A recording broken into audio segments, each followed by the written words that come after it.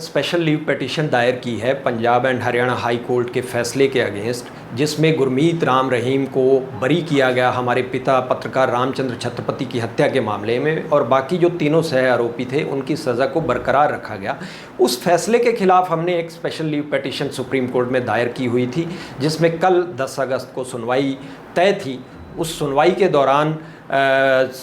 Supreme court की bench जो है, चीफ जस्टिस सूर्यकांत और justice Joymalya Bagchi, justice V Mohana, 3 जजों की जो पीठ थी, उन्होंने इस मामले को सुना और इस मामले में डेरा हेड और बाकी जो रिस्पोंडेंट्स हैं उन सभी को नोटिस जारी किया और हमारी जो लीव है उसे ग्रांट किया गया और हमारी अपील को एडमिट कर लिया गया। और इससे भी बड़ी बात यह है कि नवंबर के लिए इस मामले को बेंच ने लिस्टेड किया है और इस पर सुनवाई जो है आगे नवंबर महीने में बहस शुरू होगी। तो ये हमारे लिए एक राहत की बात है कि हमारी एसएलपी जो है उसे सुप्रीम कोर्ट ने एडमिट किया है। हालांकि इसका विरोध किया गया विरोधी पक्ष की तरफ से, डेरा सच्चा सौदा मुखिया के वकीलों की तरफ से, लेकिन बेंच ने उस विरोध को दरकिनार करते हुए हमारी अपील को एडमिट किया। और अभी जो लड़ाई है वो सुप्रीम कोर्ट में हम लड़ेंगे इस बात के खिलाफ कि Punjab and Haryana high court ने जो सीबीआई अदालत पंचकुला का जो फैसला था,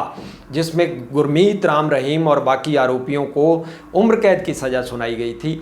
उसके खिलाफ जो आरोपियों की अपीलें थी, उन अपीलों पर फैसला सुनाते हुए 7 मार्च 2026 को जिस तरीके से Punjab and Haryana high court की चीफ जस्टिस की बेंच, शील नागू जी की बेंच ने जिस तरीके से ये फैसला सुनाया, वो फैसला कहीं भी कानून सम्मत नहीं है। उसमें सीबीआई ने जो एक लंबी जांच की थी, जिसमें सबूतों और गवाहों के आधार पर एक लंबा ट्रायल चला और सीबीआई अदालत ने उम्र कैद की सज़ा सुनाई, उसके खिलाफ जिस तरीके से ये फैसला आया अपील पर, वो फैसला कहीं भी कानून सम्मत नहीं है। फैसले में जिस तरीके से जजमेंट में जो चीज़ें लिखी गई, वो कहीं ना कहीं मैं ये भी कहूँगा कि देश की प्राइमरी जांच एजेंसी जो सीबीआई है, उसकी साख पर भी एक बहुत बड़ा सवाल है। और यहाँ ये भी सवाल उठता है कि इतने लंबे समय के बावजूद ये डिले क्यों हो रहा है। सीबीआई जो है देश की जांच एजेंसी, वो आज तक इस मामले में एसएलपी मूव करने में कामयाब क्यों नहीं हो पाई, ये डिले क्यों है, जबकि हम जो हैं कंप्लेनेंट फैमिली जो है